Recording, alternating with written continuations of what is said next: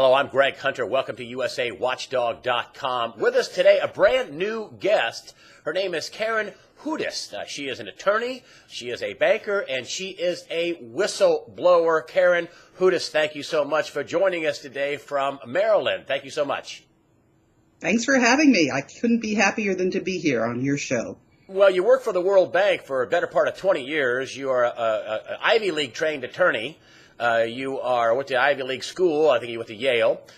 You work for the World Bank as a lawyer. You're a banker, and you were a whistleblower inside the World Bank, not just one time, but several times. It crescendoed with a big, almost $1 billion, whistleblowing fraud, malfeasance in the World Bank in Indonesia. And for that, you got a pink slip in 2009. Congratulations, my dear.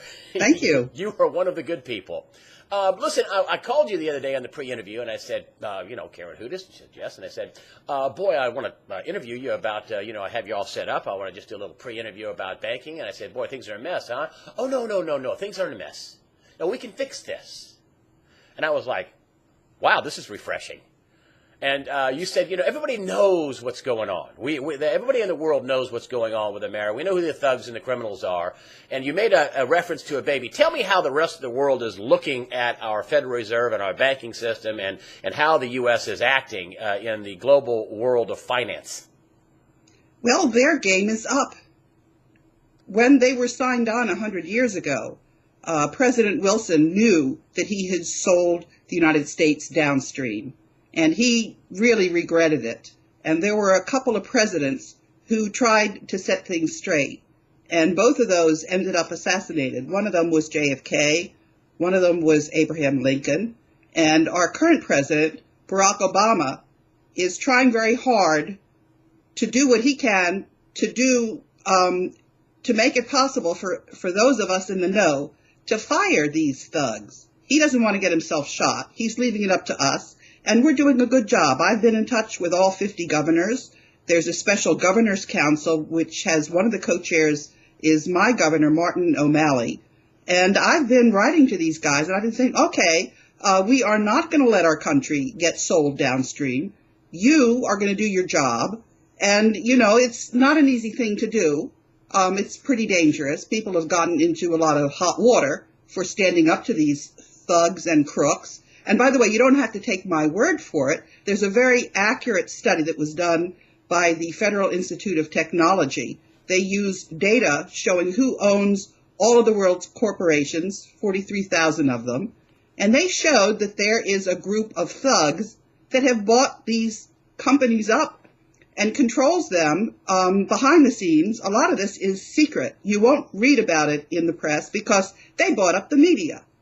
So the stories that people are hearing every day from their favorite newscast, this is all, what those companies want you to know, not what the reality is. And a lot of people are onto this. I think the latest survey about the trust of the American people in their media, it's tanked. It's, most people, more than a majority, knows that they're being systematically lied to by these thugs. So anyway, getting back to the Federal Reserve and the Bank for International Settlements, these groups are in cahoots with the biggest crooks of all, the Jesuits that bought up Bank of America, and they have little secret deals to try to apportion the riches of the world. And in the meantime, all of the countries of the world know that this thievery is going on, and we have been working together. I've been writing all of the ambassadors for the last 5 years since I was fired illegally. They knew I was their lawyer. They knew I was telling them the truth.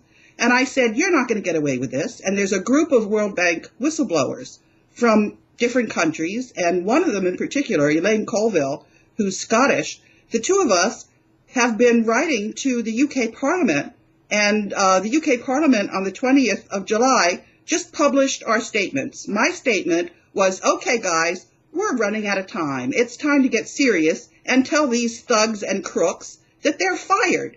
And Elaine Colville said the UK Parliament better do its job. And that's up there for everybody to read. Well, when you're talking about being fired, you were telling me in the interview yesterday, and I want to work on this, and it's a theme that a lot of people have brought up on my side, a lot of very smart people, and you're kind of backing them up, and you're saying the rest of the world doesn't want to live under this yoke of the Federal Reserve, the Treasury system. They want to get rid of the dollar. They want to do away with the dollar. There's inflation, and what a lot of people are talking about is, this uprising in Egypt is fueled in part with all this inflation, and we are exporting inflation around the world, and governments are saying, hey, hold on with the dollars. We don't know if we need any more of these dollars. We want to use a different currency, a gold-backed currency, a Bitcoin. Hungary has, got rid of the euro supposedly, and they're issuing their own currency so they can get away from the inflation. Is that what you're seeing, a move away from the dollar on a grand scale? Okay, what I'm saying is that we don't have to wait for anybody to fire the Fed or the Bank for International Settlement, because all the central bankers are part of this big club in Switzerland. What we should simply do is use our choice. The states, some of them, have already started recognizing silver and gold, the precious metals, as currency. They're entitled to do this. They should do this. There are other alternatives like Bitcoin, and there are other bankers that have set up currencies that are backed fully by precious metals, and we, the consumers, can choose which currencies to use that are legal. And that's what we're going to do in very short order. Because I can tell you, and you didn't follow up on one of the things I just said, so I'll say it again. We are talking about the biggest thuggery of all, and that is the Jesuits in the Vatican.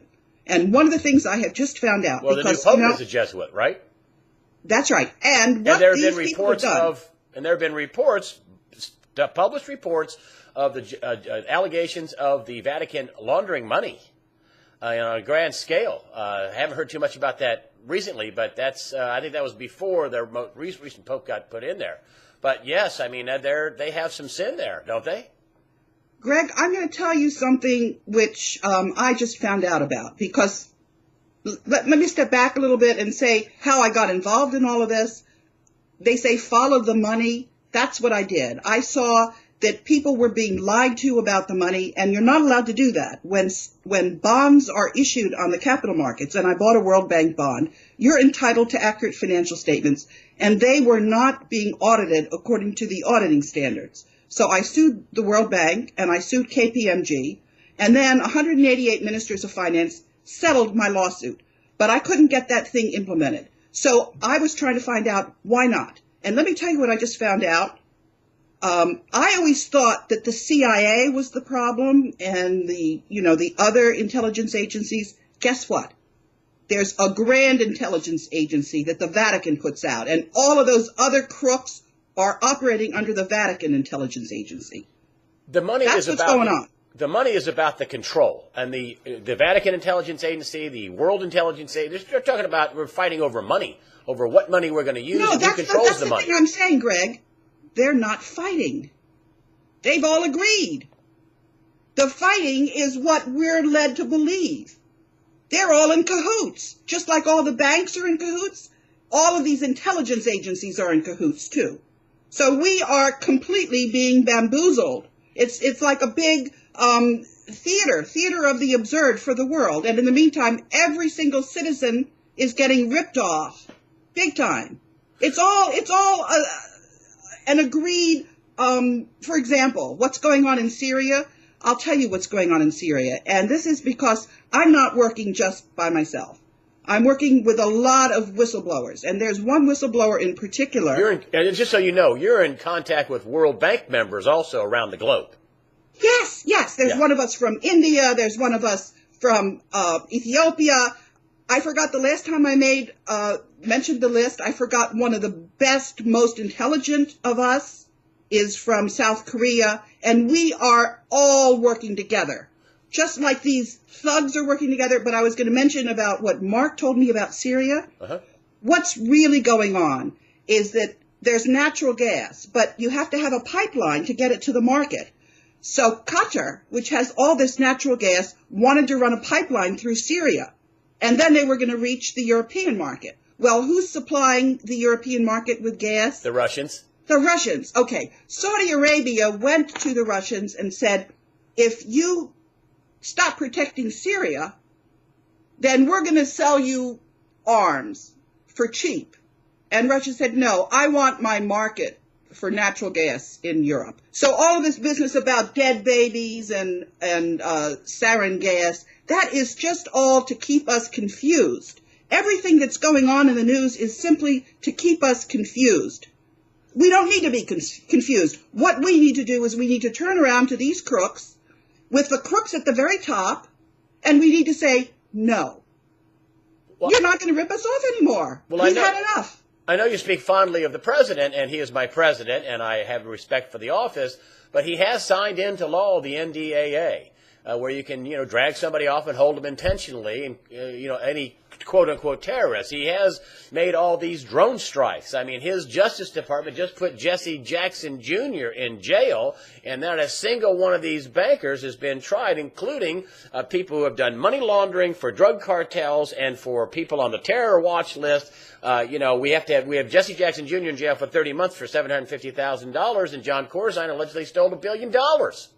So, these guys are running wild. He's an actor. He's told to play his part. Oh, that's sad. It is, but everybody is an actor. Let me back up here. You're telling me the president is just an actor, just somebody to play a role, and don't get in our way. You're really not the president. We say you are, but you're not. What I'm trying to say is that those presidents of ours who refused to go along with these crooks' agenda got murdered. All of them. And so there's a little bit of leeway, and they're doing what they can. And don't forget, we have to play our part, which is we have to admit that we have been bamboozled, and we're not going to be bamboozled anymore. And we will then take back what's ours. We won't let the crooks continue to rob us. But this is We've got a role to play. This is going to be a painful process. I mean, they're going to come out and say, "Oh, you want your accounts insured? Well, you have to take a bail-in. Do you want your?" I mean, this is what they're going to say. This is what they said over in Cyprus, which a lot of people say the IMF was involved, the ECB was involved, that this was a test market, Cyprus, and you want your insured deposits? Well, you have to agree to bail-ins. You have to agree to haircuts. You have to agree to all this stuff. And that is only, Greg, if we stay stuck at one level of the theater. We don't have to stay stuck at that level. We can go up to the different level, which is what I'm telling you. Not just the central bankers, but the Vatican. For example, people don't know that their IRS revenue is going to the Vatican. They don't know that the municipalities are pre-funding their pensions for billions of dollars when it's unnecessary.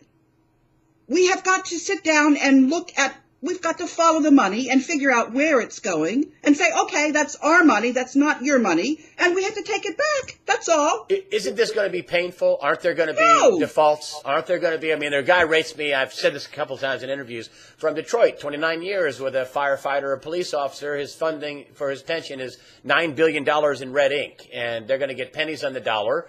And, I hear that, bankers are going to get 75 cents on the dollar, but pensioners are going to get 20, 10, 15 cents on the dollar. There are $3.7 trillion underfunded pensions. We have $10.8 trillion on deposit. We have $33 billion in insurance. There's going to be a bunch of defaults, isn't there? Is it going to be painful to take it back? At the wrong level of the play. You are looking at paper currency. There was an agreement starting in the early 1900s to take all of the wealth of the world, the treasures, the gold, the diamonds, priceless treasures. These are now in a big vault in different places, buried. And this all can come out. But it's not going to come out until people start recognizing this reality. We have all got to look beyond. We have to pierce the corporate veil. That's the statement in law. When you look behind who owns the corporations, we have to pierce the corporate veil. We have to, all of us, do our homework. We can't say, money is too complicated. Central banks are too complicated. We have all got to sit down and come to the table and see what's the real story. And we have to be responsible about it. And then we'll agree that we played a part too. We were bamboozled. We allowed these bankers to buy up media and tell us lies. and accept the lies, one story after another? Are we going to look at the fake reels about dead women and children from chemical warfare? Chances are those were actors. You know, I got to tell you, I would think you were absolutely crazy if I didn't know, and I went online and saw your resume and saw your deep resume and saw you work for the World Bank for 20 years and know you're a attorney, or you were the senior counsel for the World Bank. And this is just poing, eye-opening to hear you talk like this. I'm not putting you down. I'm just saying people should realize that you're not a kook. You were 20 years with the World Bank as their senior counsel. You are connected to world bankers globally and other whistleblowers, and you're saying that we've been robbed, and we are being robbed. Let's go back 15 years, okay? And let me just say that everything that I'm saying, you can go on my website, www.kahudes.net, and you can go through the chronology, which is what happened in 2000 when I got involved in reform inside the World Bank, where the people who own the World Bank, it's like a big cooperative. The U.S. owns 16%, and the rest of the countries, 188 of them, own different amounts, and you get to vote in accordance with how powerful you are. Okay, so I was part of the board's decision that they were going to allow the World Bank to have more money, but only if they improved the human resources. And I was on that committee, and the agreement was that those managers that were doing a good job would get promoted, and those managers that were doing a bad job would either get training or they would get fired. And that reform got completely rolled back. We brought in somebody from IBM to do this, and he came to me. He said, Karen, I don't understand it. I say a manager's good and needs to be promoted, and that one gets fired. I say somebody is crooked, and that one gets promoted. What's going on here? He said, and I don't know how much longer I'm going to last. Alberto Bazan, he got fired. And after that, I just tried to find out what was going on. And you can watch and see exactly what was going on. Until I got involved in the Philippines, where the man who was the president of the Philippines, Joseph Estrada, was robbing the country blind. And what he did was he sold the second largest bank, Philippine National Bank, to a borrower who owned Philippine Airlines, Lucio Tan. His airline was in default to Philippine National Bank. And so I said, you can't disperse the rest of the loan when this crook has gotten all those employee shares. That was nearly $1 billion. That was just so everybody knows, that's nearly $1 billion in malfeasance. Well, what happened was we canceled our loan for $200 million. The Japanese canceled their loan for $200 million, and the Philippines, who had their people who had their money on deposit in the bank, withdrew it, and the Philippine Deposit Insurance Corporation had to bail out the bank for $500 million. And then the World Bank, at the end of that project, had to write a summary about how the project had gone. And they said, well, it wasn't a success, obviously, but we couldn't have known. I said, of course you could have known. I told you. And that's when they tried to fire me. And so I went, yeah. They did fire you. No, not at that point. Oh, in 2009 they did. 2003. Ultimately, they did. But here's the beautiful part about it. The World Bank is many, many things. It's also a knowledge bank. And there was a political scientist, Jacek Kugler, who came to the World Bank. He had actually been involved in the defense intelligence industry first. And he developed a very accurate model, which, it's garbage in, garbage out. But I modeled rule of law at the World Bank. I didn't realize that the World Bank was a microcosm of the world. But I did know that if the U.S. didn't start playing by the rules, that we were going to lose the ability to handpick the president of the World Bank. Lose our leadership. And that's what happened. The rest of the world's going to go, you're crooks, no thank you. So first I went to the Treasury Department, and I said, we've got to start playing by the rules. And they ignored me. So then I went to the Senate Committee on Foreign Relations, which at that point was chaired by Joe Biden. It had Hillary Clinton and Barack Obama as junior members. But it was Senator Lugar who wrote 3 letters to the World Bank saying, don't fire this lady. And they fired me anyway. But in the meantime, I had showed the board that I was working on rule of law. And so I had a lot of people backing me in the beginning. You should see how many people are backing me now. I have the whole world backing me. And it sounds like I'm being grandiose. But I'm not being grandiose. I'm just giving people a play-by-play book. And so this last bit that I'm telling you about, I didn't know any of this when I first started out. All I knew was that we were not playing by the rules, and then I had this very fancy stakeholder analysis. And this stakeholder analysis is showing me not only rule of law inside the World Bank, but the World Bank is a microcosm for the world. So I'm now dealing with rule of law. I'm dealing with justice in the world. Do you think people who see that I'm for real are going to help me? You better believe they're going to help me. I have gotten the most incredible help. It's just spectacularly beautiful to see. Well, down here on the ground level, could we have bail-ins? Could people have their money taken from them? I mean, these guys are not going to give up. I mean, they're going to hang on to power. No, of course not. Could we have war in Syria? I mean, the president is waging war. We can have war. We can wipe out the whole human race. There's no question about it. We have the capabilities to do that. But if we decide to all work together and all follow the money and all listen and all do our homework, what's going to happen is this gold that's buried in this vault is going to come out and pay off all these debts. And we are going to, each of us, have more money than we know what to do with. Each person on this planet. I'm telling you, that's what the actual facts are.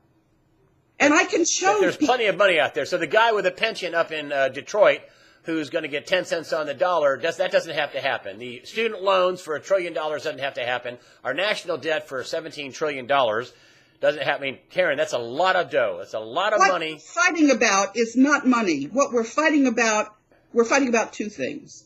We're fighting about control, but the better way to describe it is we're fighting about love. We're fighting about whether we love our fellow man and whether we have self-respect. That's the real issue that we're dealing with here. And if you then think about the people that we are entrusting to be our spiritual leaders, who are actually doing the opposite, they're heading all of the spy agencies of the world and bamboozling all of us. We have got to sit down and sort things out. Could there be, I'm going to get down to granular level, down to the street level, down to the individual level. Could there be bail-ins? Could people lose their insured deposits? Could people lose money? Could the stock market crash? No. Is any of that going to happen? That's not what we're dealing with. That's not what we're dealing with. Do what? No, that's not what we're dealing with. We're dealing with whether we continue as humanity and have an earth or whether we blow ourselves up. That's what we're dealing with. That's the issue. Whether we love ourselves and each other enough to save the world, or whether we're all going to go to hell in a handbasket. That's what this is about. Karen Hudes, you have enlightened me, my dear. You can find out more at K-Hey Hudes. That's Hudes, K-A, Karen, K-A, Hudes, Hudes.net. Thank you very much for joining us today on USAWatchdog.com. I hope you come back. We're all in this together. And I think we're going to do just fine. That's the whole point. We do love each other. And humanity will continue.